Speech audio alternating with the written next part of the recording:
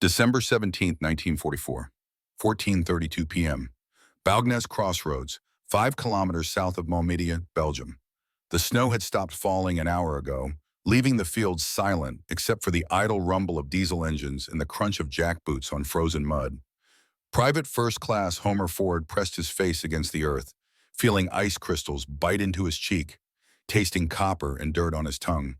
His leg was shattered below the knee. He could see the dark stains spreading across the snow beside him, but he didn't move.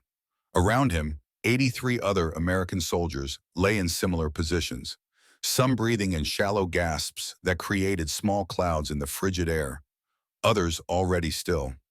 The smell of cordite hung heavy, mixing with pine sap from the surrounding forest, and something else, something metallic and sweet that Ford's mind refused to name. 30 meters away, SS troops in mottled winter camouflage laughed as they reloaded their weapons, their breath forming white plumes in the dying afternoon light. One of them was singing. Ford could hear it clearly across the frozen field. A drinking song, jovial and obscene. The soldier finished the verse, then fired 3 more rounds into the pile of bodies near the road.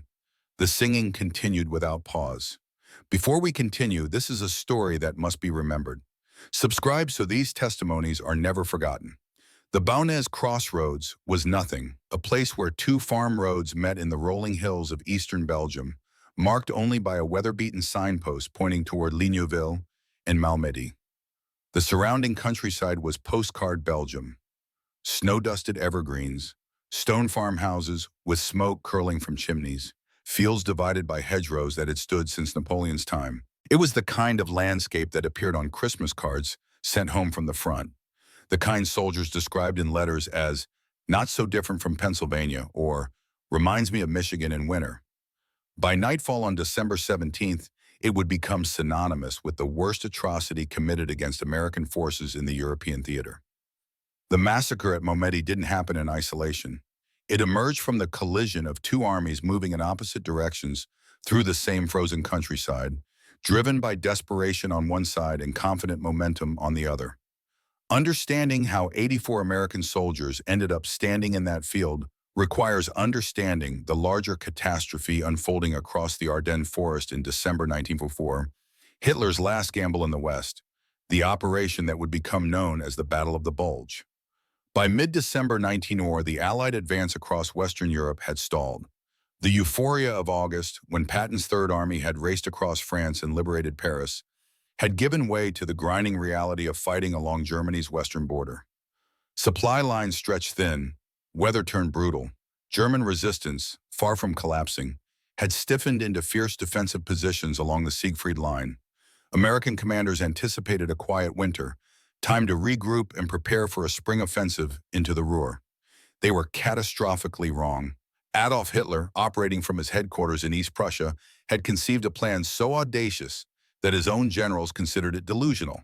He would concentrate 3 armies, over 200,000 men, 400 tanks, and 1,900 artillery pieces, in the Ardennes forest, the same terrain through which German panzers had torn in May 1940 on their way to France.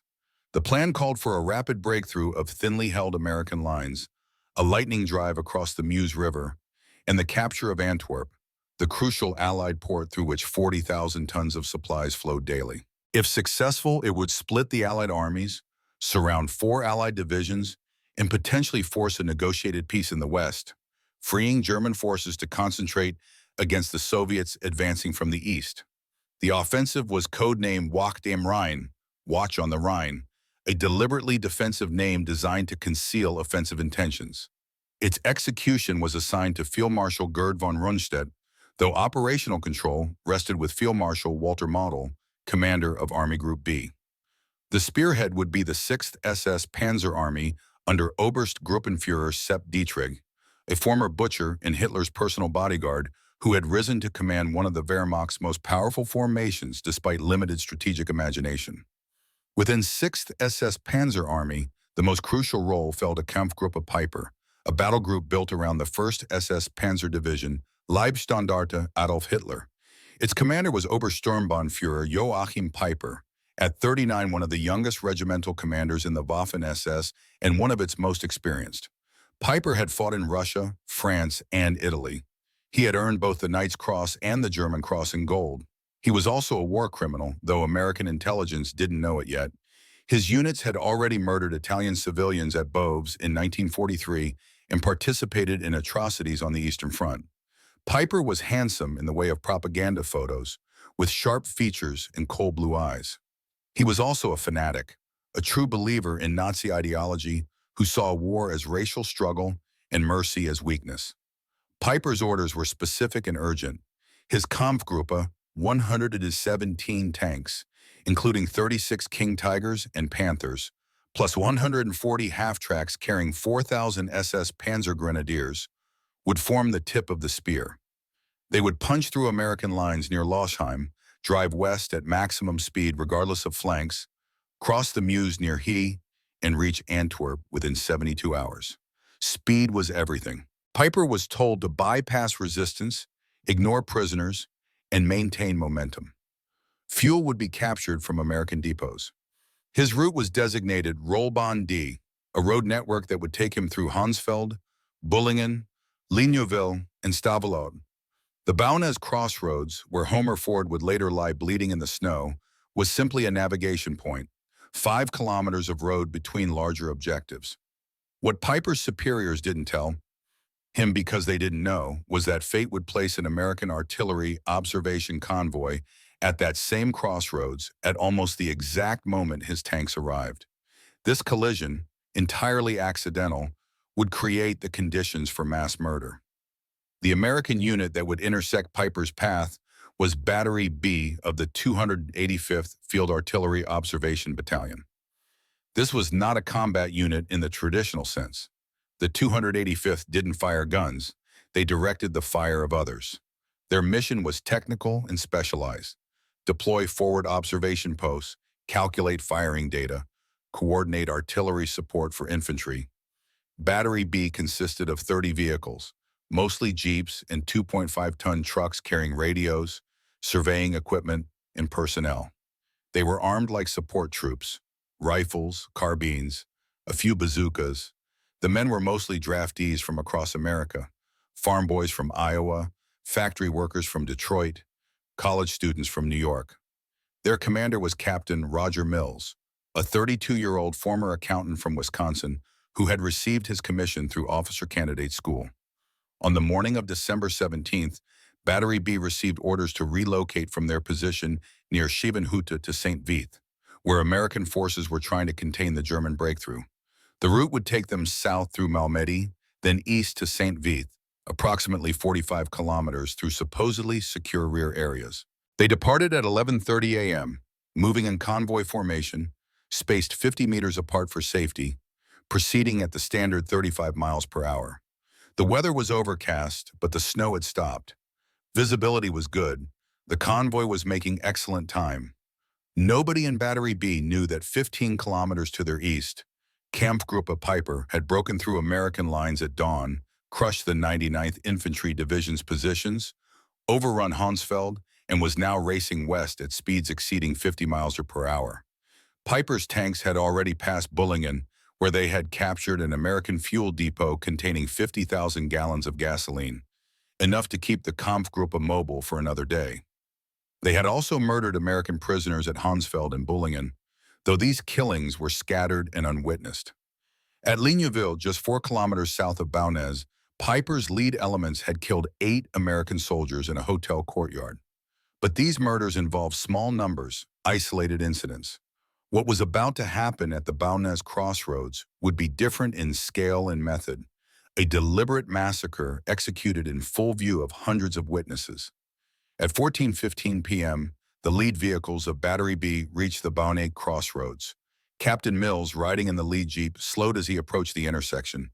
The signpost indicated Ligneville to the south, Malmedy to the north.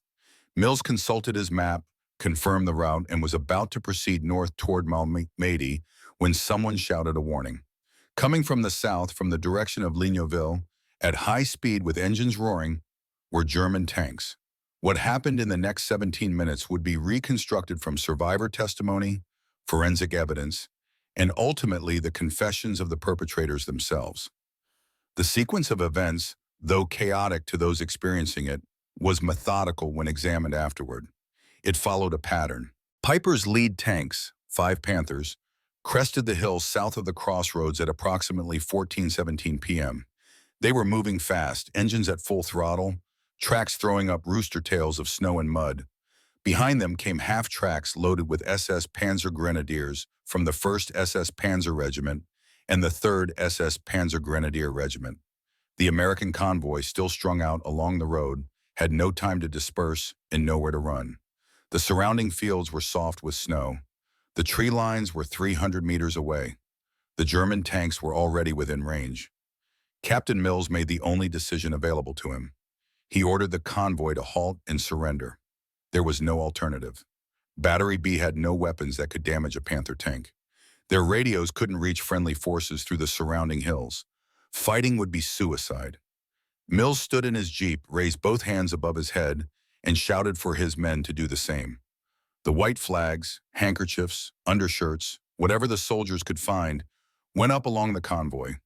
The universal signal of surrender. The Germans accepted it. SS troops dismounted from their half-tracks, weapons raised, barking orders in German. The Americans were ordered out of their vehicles, hands on their heads, formed into a column on the road. There was no obvious hostility yet, no brutality beyond standard prisoner procedures. One SS officer, speaking good English, asked if any officers were present. Captain Mills identified himself. The German asked if the Americans had weapons. Mills replied that they had only personal arms, rifles, carbines. The German nodded, ordered the Americans to remove their helmets, gloves, and field jackets. Standard procedure to prevent concealment of weapons or escape aids. The temperature was 28 degrees Fahrenheit. The Americans complied. Peiper himself arrived at the Crossroads around 14:25 p.m., riding in his command half-track. He spent perhaps 2 minutes assessing the situation, then moved on. His orders were clear. Maintain momentum, bypass resistance, ignore prisoners. Peiper assigned a detachment under the command of Sturmbannführer Werner Puchka to guard the Americans and continue following the main column. Then he drove north, toward Ligneuville and the Meuse. In his later testimony, Peiper would claim he knew nothing of what followed. The evidence suggests otherwise. But Peiper's personal culpability remained disputed. What is beyond dispute is what his subordinates did in his absence. At approximately 14:28 p.m., the SS guards ordered the American prisoners to move from the road into an adjacent field. The field was roughly rectangular, perhaps 100 meters long and 60 meters wide, bordered by a tree line to the south and hedgerows to the east and west. The surface was covered in 8 inches of snow over frozen mud. The Americans, now numbering 84 men, including some stragglers from other units captured in the same sweep, were marched into the field and ordered to stand in a rough formation, 8 rows deep. They stood facing south toward the road and the German vehicles. Many assumed they were being assembled for formal processing before transport to a POW camp. Some of the younger soldiers were nervous, but not terrified. They had heard stories about German prison camps. Tough conditions, poor food, but survivable. The Geneva Convention was supposed to protect them. At 14:30 p.m., 2 German half-tracks maneuvered into position, facing the assembled Americans from a distance of approximately 30 meters. The half-tracks mounted MG-42 machine guns. The SS troops dismounted and formed a firing line. Some of the Americans understood immediately what was about to happen. Private First Class Homer Ford, standing in the 4th row, felt his legs go weak. He had grown up hunting in rural Tennessee, had field-dressed deer, understood exactly what a machine gun could do to a human body at 30 meters. Others remained confused. A few believed this was intimidation, a terror tactic to extract information. Captain Mills stepped forward and began to protest. He was shouting about the Geneva Convention, about prisoner rights, about military law. An SS officer, later identified as Untersturmführer Georg Fleps, drew his pistol and shot Mills in the face. Mills fell backward into the snow. His body twitched once, then was still. Fleps raised his pistol above his head and shouted a command in German. The machine guns opened fire. The sound was catastrophic, a hammering roar that seemed to compress the air, that made the snow jump and shimmer with each impact. The MG-42 fired at 1,200 rounds per minute, each weapon stitching across the formation of Americans with methodical precision. The men in the front ranks fell instantly, torn apart by converging fire that struck with the force of sledgehammers. Those in the rear ranks had perhaps 1 second to understand what was happening before the bullets reached them. Some tried to run, some dropped to the ground immediately, some simply stood frozen in shock as rounds punched through their bodies. Homer Ford dropped on the command to fire, half a second before the first bullets reached his position. He hit the ground hard, felt his knee twist, then felt something slam into his left calf with tremendous force. The impact flipped his lower leg sideways at an impossible angle. Ford opened his mouth to scream, but no sound came out. The air was filled with the roar of machine guns, the crack of bullets passing overhead, the wet thud of rounds striking flesh. Bodies were falling on top of him. Someone's blood sprayed across his face, hot against the frozen air. Ford forced himself to remain absolutely still, eyes closed, breathing in tiny sips through his nose, praying that stillness would be mistaken for death. The machine gun fire lasted approximately 60 seconds. Then it stopped. The silence that followed was worse than the noise. Ford could hear gasping, whimpering, the sound of someone choking on blood. He could hear boots crunching through snow, coming closer. German voices speaking calmly, almost conversationally. Then pistol shots. Single cracks, methodical, spaced 10 to 15 seconds apart. The SS troops were walking among the bodies, finishing the wounded. An SS soldier stopped beside Ford, close enough that Ford could smell tobacco and sweat. The soldier kicked Ford's leg, the shattered one, and pain exploded through Ford's entire body. He bit down on his tongue until he tasted blood, forcing himself not to move, not to scream.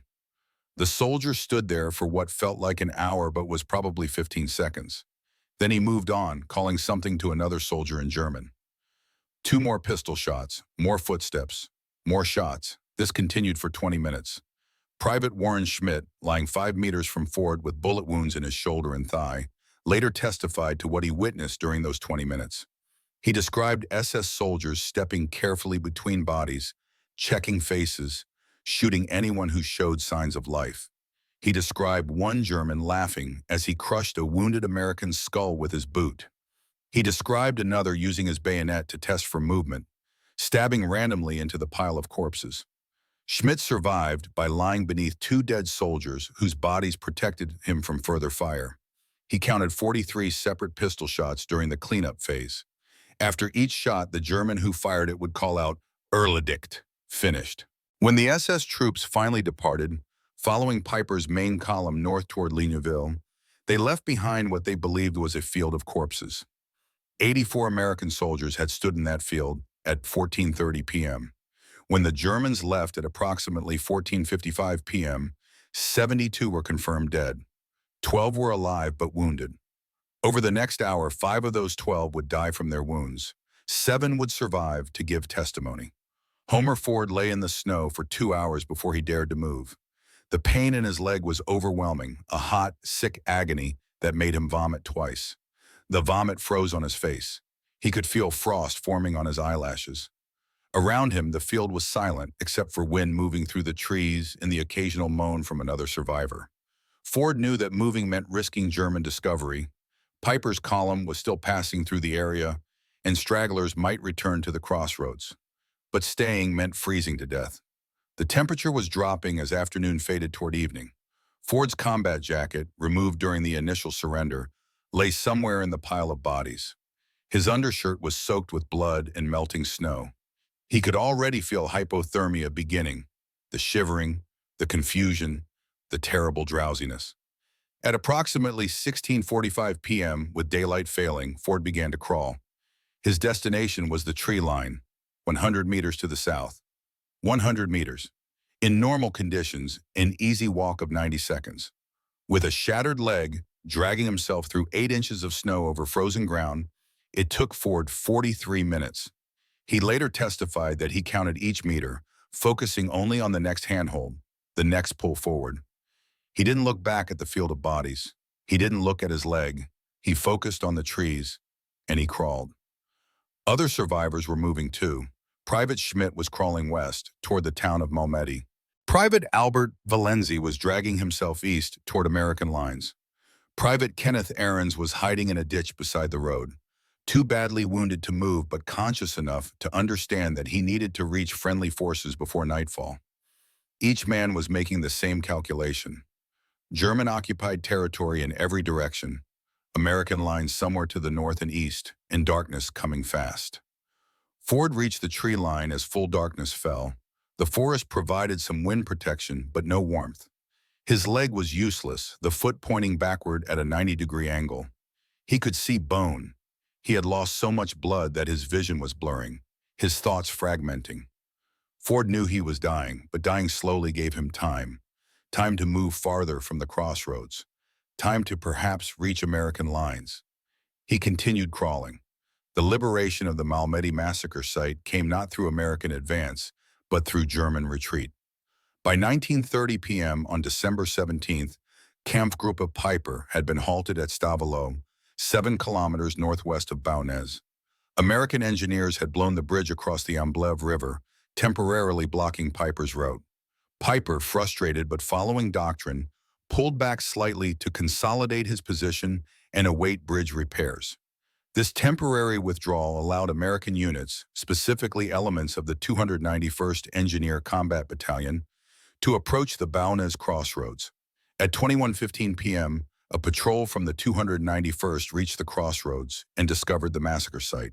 The first soldier to see it, Corporal Ralph Logan, initially thought he was seeing German casualties. Then his flashlight beam caught the OD green of American uniforms. He swept the light across the field and saw dozens of bodies, most face down in the snow, arranged in rows too neat to be combat casualties. Logan called for his sergeant. Within minutes, the entire patrol was in the field, checking bodies, calling for medics, searching for survivors. They found Private Ahrens first, still alive in his ditch, barely conscious but able to speak. He told them about the surrender, the machine guns, the pistol executions. The patrol spread out, checking every body. They found Schmidt and Valenzi, both still alive, both suffering from severe hypothermia and blood loss. They found others who had died from wounds or exposure in the hours since the massacre. They found evidence that confirmed Ahrens's testimony: shell casings from German machine guns and pistols, drag marks where bodies had been moved, and most damning, close-range pistol wounds to the head on bodies that already showed machine gun wounds to the torso. Homer Ford was found at 23:40 p.m., 3 kilometers southeast of the massacre site, still crawling. He had covered almost 2 miles in 7 hours, dragging his shattered leg through snow and frozen mud, navigating by starlight and sheer determination. When the patrol found him, Ford was hypothermic, delirious, and close to death. His core temperature had dropped to 89 degrees. He was muttering names: buddies from Battery B, his mother, his fiancée in Tennessee. The medic who treated him later testified that Ford shouldn't have been alive. The combination of blood loss, shock, exposure, and pain should have killed him hours earlier. But Ford's body had apparently decided that dying before reaching friendly lines was unacceptable. Ford was evacuated to a field hospital near Malmedy, then transferred to a full hospital in Liège. Doctors amputated his left leg below the knee. The damage was too severe to repair. Ford spent 3 months in hospitals, first in Belgium, then in England, finally in the United States.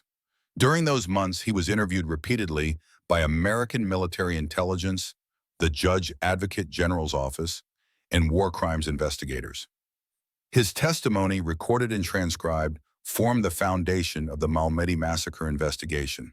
The massacre became public knowledge on January 14, 1945, when General Eisenhower authorized release of the story to the press.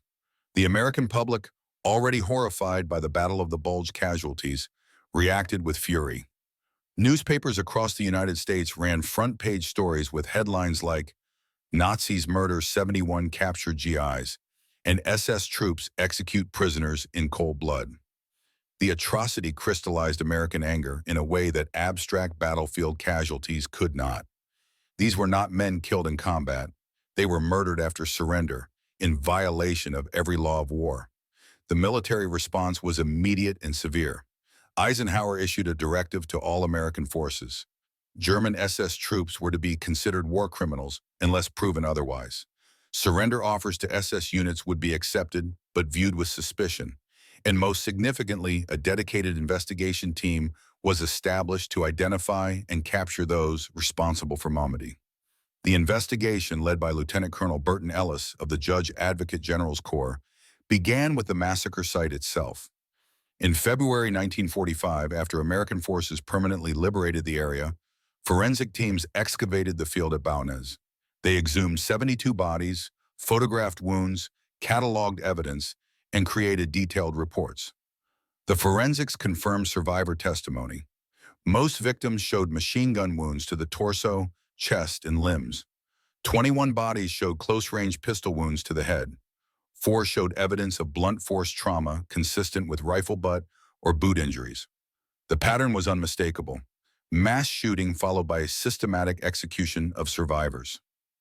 The second phase of investigation focused on identifying perpetrators. This proved more difficult.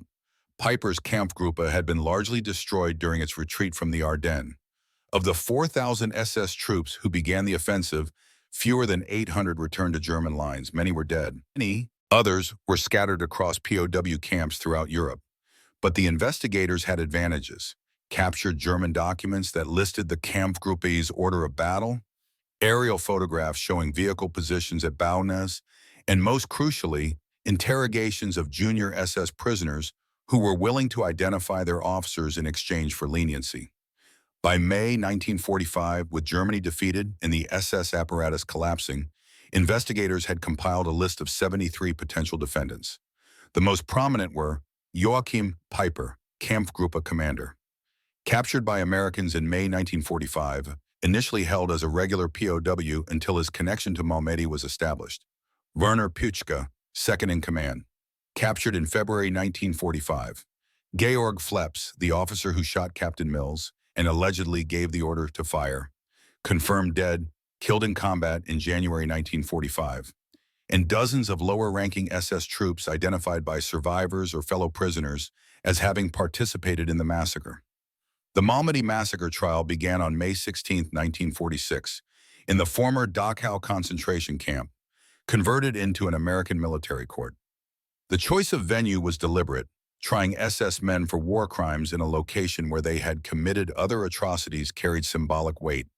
The trial was conducted under American military law, not the international tribunal format used at Nuremberg for major war criminals. This was considered appropriate because the victims were exclusively American and the crime occurred against American forces. The prosecution was led by Colonel Abraham H. Rosenfeld, a New York lawyer who had joined the Army after Pearl Harbor.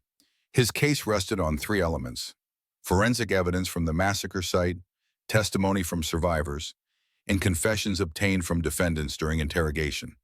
The defense was provided by American military lawyers assigned to represent the accused, standard procedure in American military justice, even for enemy war criminals. Homer Ford took the witness stand on May 23, 1946. He had been transported from the United States specifically to testify. He walked into the courtroom on crutches, wearing his dress uniform with the Purple Heart and Bronze Star ribbons he had earned. The courtroom, packed with press, military observers, and legal officials, fell silent as Ford raised his right hand and swore to tell the truth. Ford's testimony lasted 4 hours. He described the surrender, the assembly in the field, Captain Mills's murder, the machine gun fire, the executions. He described lying in the snow for 2 hours, the crawl to the tree line, the 3-kilometer journey through enemy territory. His voice was steady, factual, almost emotionless, the tone of a man who had told this story so many times that emotion had been worn away by repetition. But when Colonel Rosenfeld asked Ford to identify any of the defendants, Ford's composure broke. He pointed at Werner Puchka and said, "That's him. That's the officer who was commanding the guards when they shot us." Ford's hand was shaking. I'll never forget his face. The defense strategy was predictable: denied direct participation, claimed confusion of battle, argue that any killings were combat-related rather than executions. Peiper, testifying in his own defense, maintained that he had left the Crossroads before any massacre occurred, that he had given no orders to harm prisoners. that any actions by his subordinates were unauthorized. This defense was undermined by multiple witnesses, including German soldiers from Peiper's own unit, who testified that summary execution of prisoners was standard practice in the Kampfgruppe, encouraged by officers and consistent with SS indoctrination.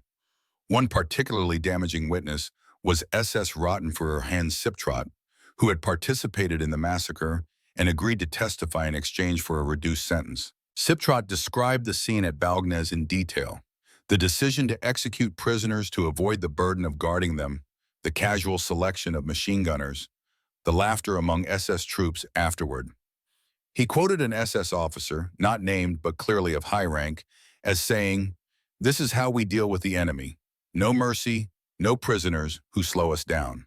The verdict, delivered on July 16, 1946, convicted 73 defendants. 43 received death sentences, including Peiper. 22 received life imprisonment. 8 received shorter terms. The sentences reflected American outrage, not just at Malmedy, but at the broader pattern of SS atrocities throughout the war. But the story didn't end with convictions. In the years following the trial, significant controversy emerged regarding interrogation methods used to obtain confessions from defendants. Defense lawyers alleged that American interrogators had used physical coercion, psychological torture, and mock executions to extract confessions. A U.S. Senate investigation in 1949, led by Senator Joseph McCarthy, examined these allegations and found some validity to claims of harsh treatment, though the extent and severity remained disputed. The controversy led to sentence reviews. In 1951, General Thomas Handy, commanding U.S. Army Europe, commuted all death sentences. The most severe penalty was reduced to life imprisonment. Over the following years, further commutations reduced sentences. Peiper himself, initially sentenced to death, had his sentence reduced to life, then to 35 years, then to time served. He was released from prison in 1956, having served 11 years. Homer Ford, following his testimony, returned to Tennessee. He married his fiancée, used his veterans' benefits to attend college, and became a high school teacher. He rarely spoke publicly about Malmedy. In a 1984 interview, one of the few he ever gave, Ford was asked whether he felt justice had been served by the trials. His answer was careful. "I testified to what happened. That's what they asked me to do. Whether the sentences were right or wrong, whether justice was perfect or imperfect, I don't know. I know those men in that field deserve better than they got. I know I survived when 72 others didn't. That's what I live with." The Malmedy Massacre had impacts far beyond the courtroom. It fundamentally altered American military doctrine regarding treatment of SS prisoners. During the remainder of the war in Europe, surrender by SS units was accepted with extreme caution. American troops, aware of what had happened at Malmedy, were less inclined to take risks with SS prisoners. There is documented evidence of American units refusing to accept surrender from some SS formations in the final months of the war, though the extent of retaliatory killings remains disputed and politically sensitive. The massacre also influenced the development of war crimes law. The Malmedy trial established precedents for command responsibility. The principle that officers could be held accountable for crimes committed by subordinates if those officers created a climate encouraging such crimes or failed to prevent them. This principle would be further developed in subsequent war crimes trials and eventually codified in international humanitarian law. For the Belgian people, the Baugnez Crossroads became a memorial site. In 1960, the Belgian government erected a monument in the field where the massacre occurred. The monument lists the names of all 72 murdered Americans.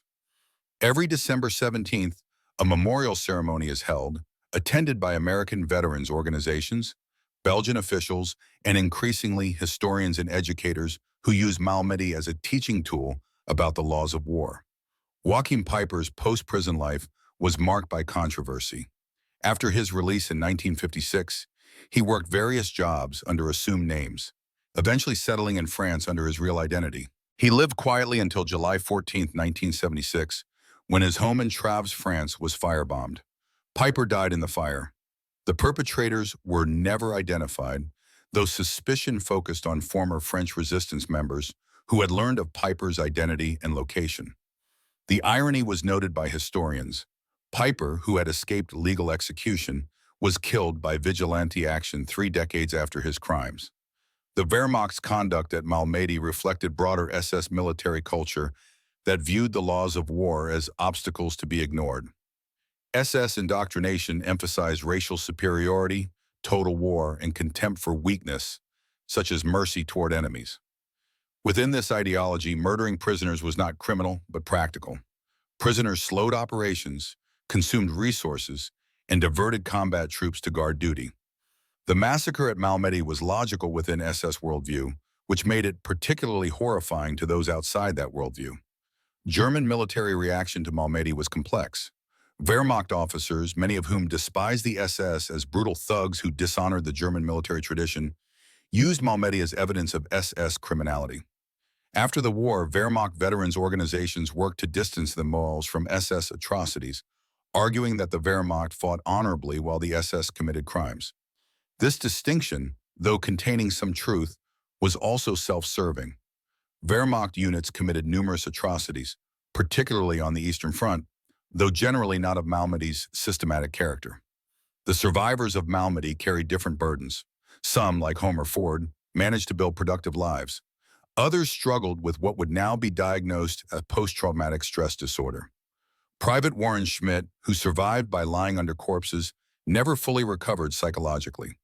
He was hospitalized multiple times for depression and anxiety, struggled with employment, and died by suicide in 1963.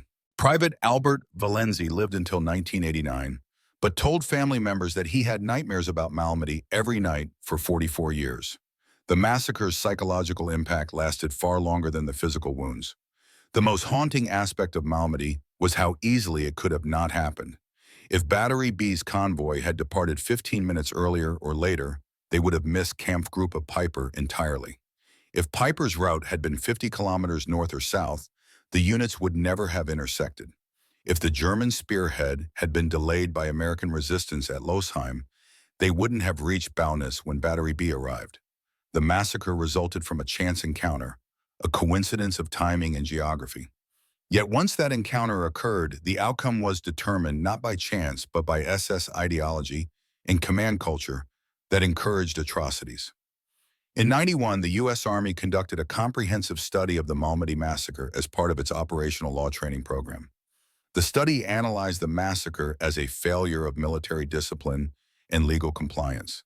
It identified key factors: inadequate training and laws of war, command climate that tolerated or encouraged atrocities, pressure to maintain operational tempo at all costs, and ideological indoctrination that dehumanized enemies.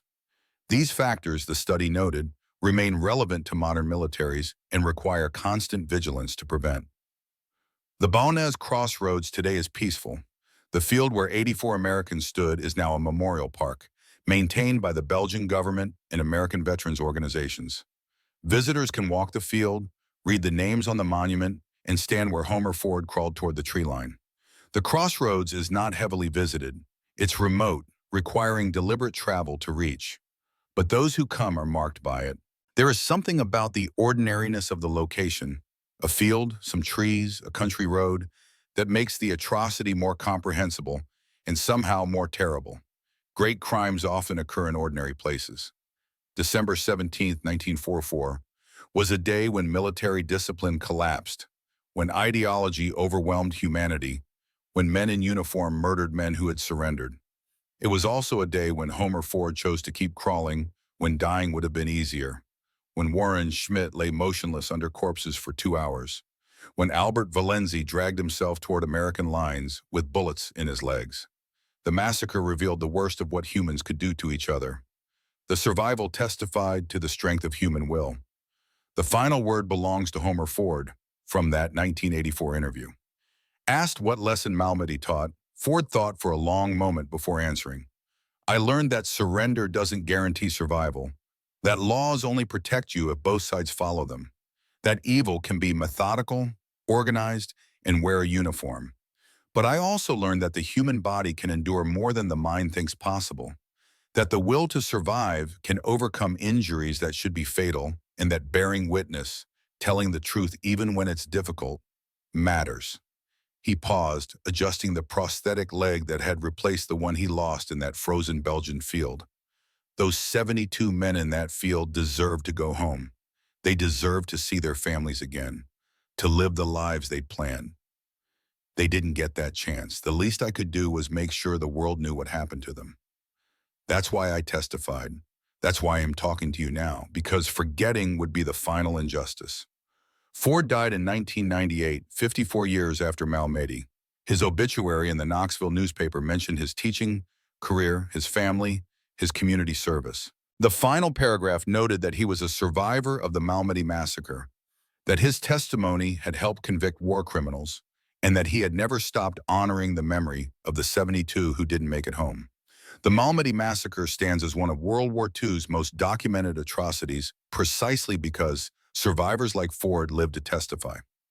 Unlike so many Nazi crimes where evidence was destroyed and witnesses were murdered, Malmedy left living witnesses who could describe exactly what happened, who could identify perpetrators, who could contradict denials and expose lies. This testimony created an unbreakable historical record that no revisionism could erase. The massacre also demonstrated that even in total war, some boundaries must not be crossed. The laws of war exist not to make war humane, an impossible goal, but to preserve the distinction between combatants and murderers, between military necessity and criminal brutality. At Baugnez Crossroads on December 17, 1944, that distinction was obliterated. 84 men who had followed the rules of war, who had surrendered according to protocol, who had trusted in international law, were murdered for that trust. Their memorial stands in a Belgian field, a simple stone monument listing 72 names. The snow still falls there every winter, covering the ground where they fell. The crossroads remains, marked now not just by signposts, but by history. And Homer Ford's crawl 3 kilometers through enemy territory with a shattered leg, refusing to die before reaching friendly lines, remains a testament to human endurance and the power of bearing witness. The massacre at Malmedy was not the largest atrocity of World War II, nor the most systematically evil, but it was emblematic of a larger truth, that ideologies promoting racial superiority in total war inevitably produce such atrocities, that military discipline divorced from moral law becomes mere organized brutality, and that the price of such crimes is paid not just by victims, but by the perpetrator's entire society. Germany paid that price in defeat, occupation, and decades of moral reckoning. The SS officers paid it in prison or on gallows, or, in Peiper's case, in a burning house 30 years after their crimes. But the Americans who stood in that field paid the highest price of all, their lives, taken in violation of every law of war, every standard of military honor, every principle of human decency. Homer Ford survived to tell their story. The 72 who died that day left behind families, futures, and dreams.